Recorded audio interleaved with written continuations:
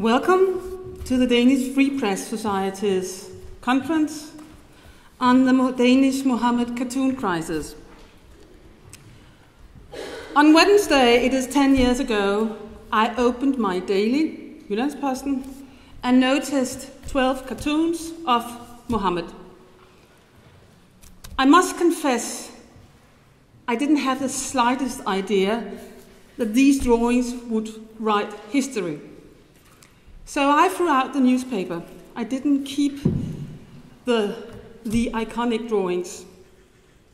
Stupid me. 10 years later, the cartoons have disappeared. Not only from the newspapers, including from Jyllands-Posten, but from all TV screens around the world. Not even the Danish school children are allowed to see them. When the teachers tell their students about the Danish Muhammad cartoon crisis at school, they hide away the cartoons. We don't show pornography either, as the spokesman of the Danish school leaders put it recently. 10 years later, the Muhammad cartoons are equated with pornography. The drawings are not only controversial, they are dirty and depraved. So, ladies and gentlemen, you ought to blush when you look at this drawing. If it weren't so sad, it would be funny. The question today is, what has happened during the last decade? And what is going to happen with free speech in the West if this development continues? As the president of the Free Press Society, I'm proud to leave the answers to these questions to an exquisite group of free speech advocates.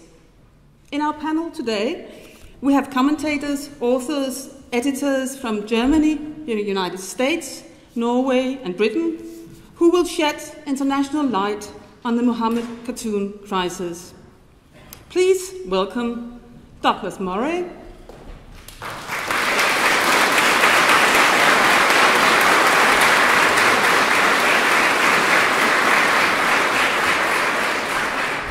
Mark Steyn,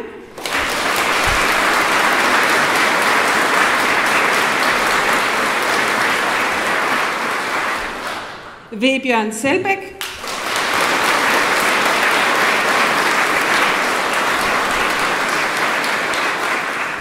and last but not least, Henryk Broder.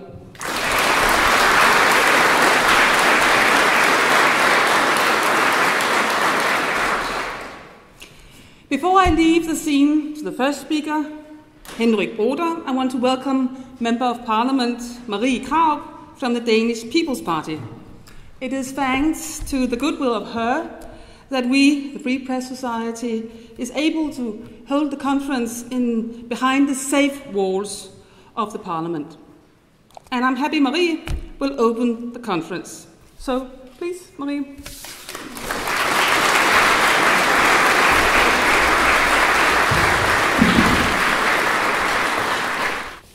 I'm very happy to open this international conference about the Muhammad cartoon crisis. I'm also very happy to meet so distinguished and interesting personalities here at my place of work. I am, as Katrine said, a member of the Danish Parliament, and I'm thereby officially the hostess of this conference. I'm also very happy to see you in this massive, thick, and safe building where the security system is top effective. But honestly, I'm not happy about the fact that this conference needs to take place in such high security buildings as this. But the sad truth is that the threat against people who defend the principles of free speech and free picturing is such that these meetings can only take place in high security buildings.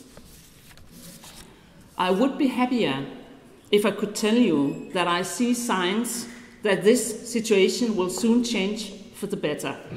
But unfortunately, I see the opposite. I see a situation with North European countries lying open for a massive influx of people from the Middle East and Asia, where free speech and Muhammad cartoons are seen as an intolerable insult against religious feelings. The last 3 weeks, about 14,000 immigrants came into Denmark over the borders from Germany. The authorities do not know if all of them went to Sweden as they wished or stayed illegally in Denmark. And the authorities do not know how many of the foreign travelers, as the illegal immigrants were named, have connections to Islamic State or have other wishes than to live a better life in a Nordic welfare state.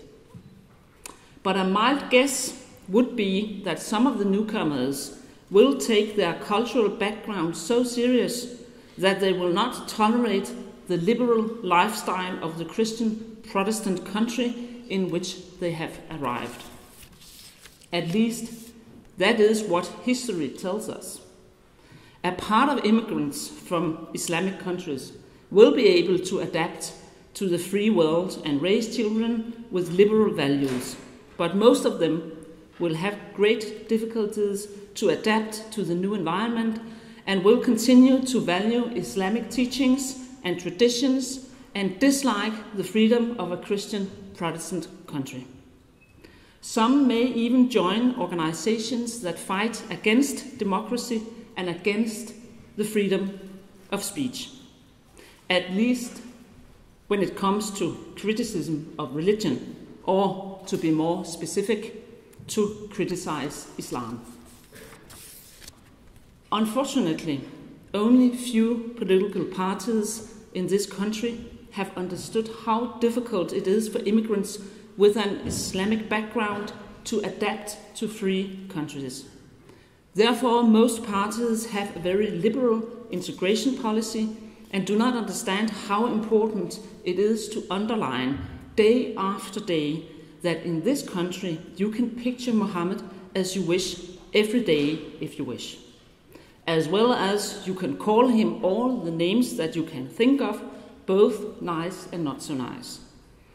If we did that, maybe it would be easier for Muslim families to understand and adapt to their new country. Unfortunately, we do the opposite in Denmark. We have stopped printing the Muhammad cartoons, and we do not dare showing them in schools when children are learning about what happened in Denmark 10 years ago when Jyllands-Posten printed the Muhammad cartoons. This is a sad story, and it seems that the sad story will continue. But fortunately, we still have brave people who dare to talk about the problem. That is you who are here invited to speak about the problem. And feel safe. The walls of Christiansborg are thick and massive. So I hope we can speak in peace and quiet about the problems and share ideas about how to solve them in the long run. I am looking forward to spend the day with you and to hear your speeches. Thank you.